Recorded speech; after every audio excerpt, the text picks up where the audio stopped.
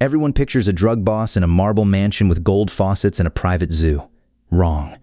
The clever ones live under your feet, inside concrete boxes with working air conditioning, and the proof goes back 15 years. June 26, 2011. Mexican soldiers pushed into the brush near San Antonio, a small community outside Culiacan, Sinaloa, and found a 2-story building buried 33 feet underground. Not a hole. Not a cave. A building.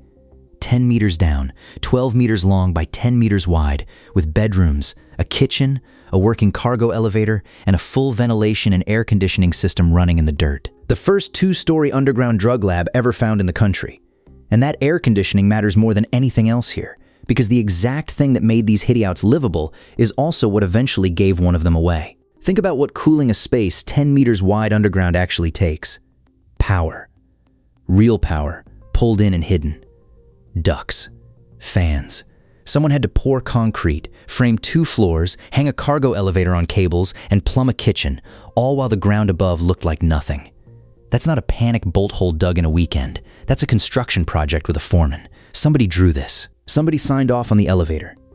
You don't install bedrooms unless people were sleeping down there for days at a time, and you don't install air conditioning unless staying down there without it was unbearable.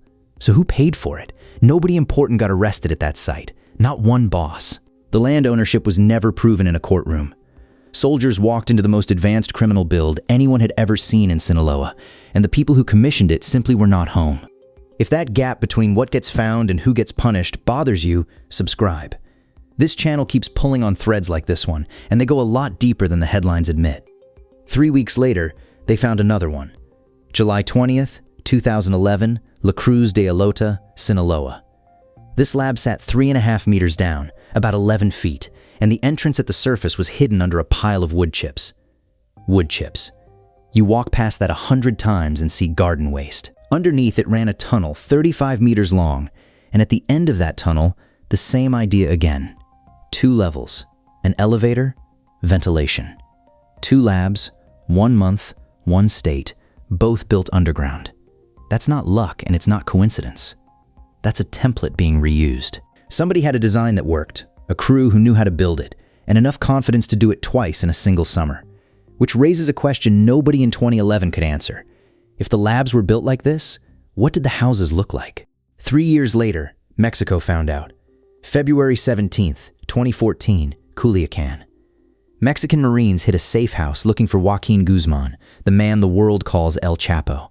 They already knew he liked reinforced doors, so they came prepared, and they still lost minutes fighting through heavy steel. Minutes. When they finally reached the bedroom, it was empty. Warm sheets, no man. Because inside the bathroom, plugging a wire into an outlet and flipping a switch hidden on the mirror drove a hydraulic system that lifted the bathtub straight up out of the floor. Underneath sat a hidden hatch. Behind that hatch, a tunnel. And that tunnel didn't dead end in a field somewhere. It fed into the storm drain network under the city, the same drains that carry rainwater beneath ordinary streets full of ordinary people. Sit with the design for a second. A bathtub. The most boring object in a house. He filled it, drained it, used it like anybody would, and the whole time it doubled as a concealed trapdoor while steel doors delayed the raid. Genius, right? It's also grotesque, because that engineering existed for one purpose, to keep one man free while everyone above him took the risk. Marines were breaking down a door with weapons drawn, and he was already walking through a lit corridor toward the sewers. Not running. Walking. He escaped that raid completely. And that would have been the most famous escape of his life if he hadn't outdone himself in a maximum security prison 17 months later. If the sheer nerve of that is landing with you, tap like. It genuinely pushes this in front of more people who think this stuff only happens in stories. July 11th, 2015. Altiplano, Mexico's toughest prison. Guzman stepped into his cell shower and disappeared into a tunnel that ran 1.5 kilometers, roughly 9/10 of a mile, out under the countryside. Lit. Ventilated. Fitted with rail tracks and a modified motorcycle to haul dirt out and carry a man away. Lighting. Air. Power. Those same features keep showing up. It's the same obsession as the subterranean tunnels from 2011, scaled up and aimed at a prison shower drain. Somebody surveyed the ground under a maximum security facility, hit a target the size of a shower stall, and did it without the noise ever being investigated. Mexico's most secure cell had a back exit. That's the whole story of that day. Then came the strangest ending imaginable for the Culiacan house with the bathtub. On September 15th, 2021, the Mexican government put it in a national lottery. Raffled it. Valued at $183,000, and the state couldn't sell it at auction, so it became a prize in a public draw. Nobody wanted to bid on a property with a hydraulic hatch in the bathroom floor and a tunnel running into the sewer. Can you blame them? A building that soaked up national attention became something a citizen could win with a ticket. That's how normal these hideouts had become. Not shocking anymore.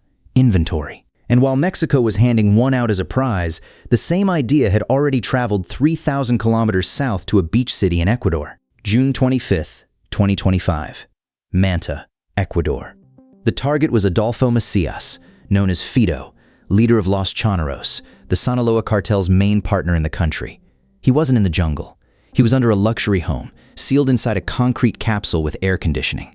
300 military and police personnel moved in at 3 in the morning. 300. For one man in a box. This is why the air conditioning mattered from the start of this video.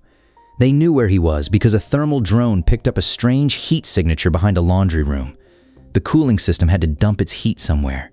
Somewhere turned into a glowing shape on a screen. Every comfort he built underground became a beacon pointing at him. The operation ran 10 hours. 10. Heavy machinery digging into the earth around his capsule while the man inside listened to the ground above his head giving way.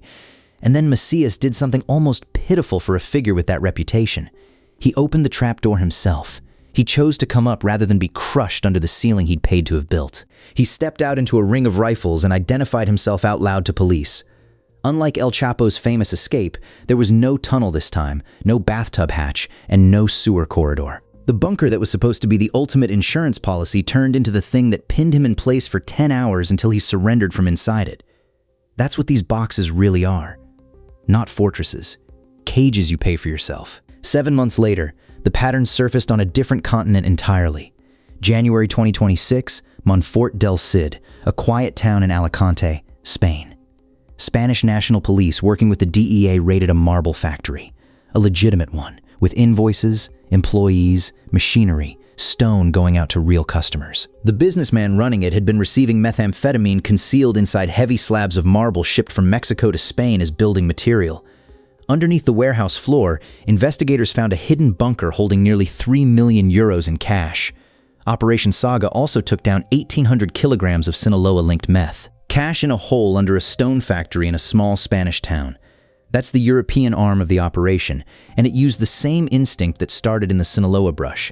Build below, look boring above. 3 years, 3 countries. One idea repeated over and over by different people who never stopped trusting it. And it keeps failing in the same place. A tunnel needs air. A living space needs ventilation. Cash needs a dry room.